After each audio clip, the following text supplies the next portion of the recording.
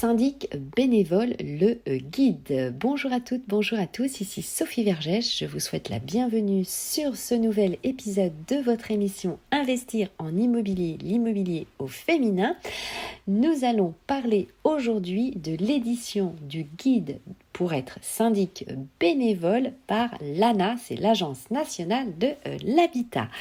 Merci beaucoup à vous de me suivre, d'écouter régulièrement mes épisodes. J'espère que celui-ci pourra vous être utile et vous guider justement, puisque nous allons parler du nouveau guide édité et qui va vous permettre d'être syndic bénévole. Alors parfois, évidemment, ça peut être un choix, un bon choix pour vous lorsque vous êtes notamment dans une petite copropriété. Donc ce guide est un guide pratique en 56 fiches sur les aspects de la copropriété, les règles juridiques, la gestion, la rénovation, etc. Et c'est tout nouveau justement, ça vient d'être mis en place. L'ANA, je vous le rappelle, c'est un organisme public, notamment chargé des aides au logement privé. C'est écrit bien sûr en collaboration de l'ANIL, c'est l'Association nationale pour l'information sur le logement, et l'Association des consommateurs CLCV, consommation, logement et cadre de vie. Donc vraiment, ces fiches sont excessivement pratiques, donc je vous recommande ce guide. C'est téléchargeable et entièrement gratuit.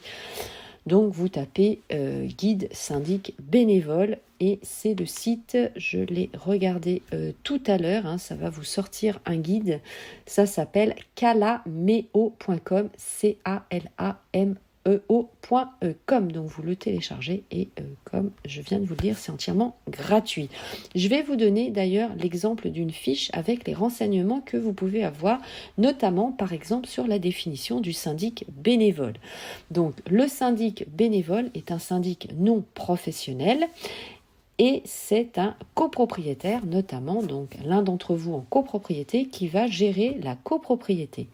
C'est soumis bien sûr aux mêmes obligations qu'un syndic classique pour l'administration de l'immeuble évidemment, mais le statut ne relève pas de la loi Hoguet du 2 janvier 1970. Donc vous n'êtes pas obligé en tant que syndic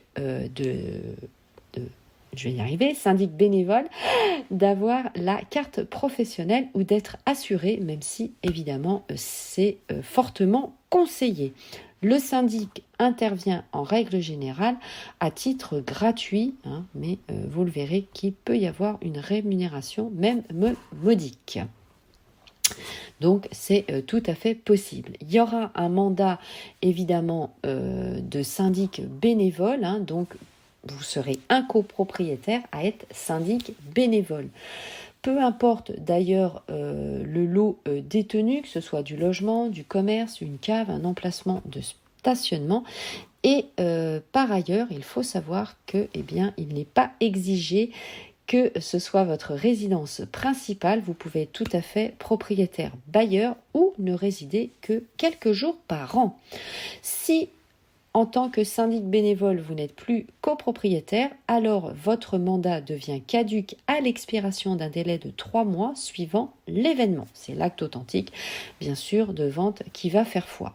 Donc, durant ce délai, l'ancien syndic doit convoquer une assemblée générale et inscrire à l'ordre du jour la question de la désignation du nouveau syndic. Attention, le copropriétaire qui achète le lot du syndic de l'immeuble ne devient pas d'office le nouveau syndic de la copropriété. Bien sûr, c'est à l'Assemblée générale de le désigner. Ensuite, voyons ensemble la responsabilité du syndic bénévole. Il faut savoir que le syndic bénévole engage sa responsabilité pour tous les actes qu'il accomplit durant sa gestion, défaut de réactivité en cas de travaux urgents, absence de recours contre les propriétaires débiteurs, non-respect des délais de convocation de l'AG, etc., etc.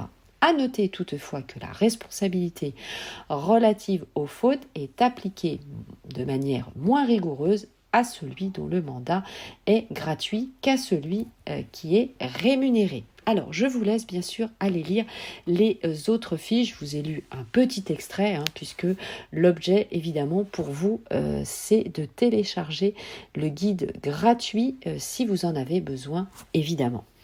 Allez, c'était tout pour cet épisode. Je vous remercie de m'avoir suivi. J'attends vos commentaires, vos réactions, bien sûr, sur les différents réseaux sociaux. Ciao, bye bye. Je vous embrasse. À tout de suite. Portez-vous bien et bon investissement, bien sûr.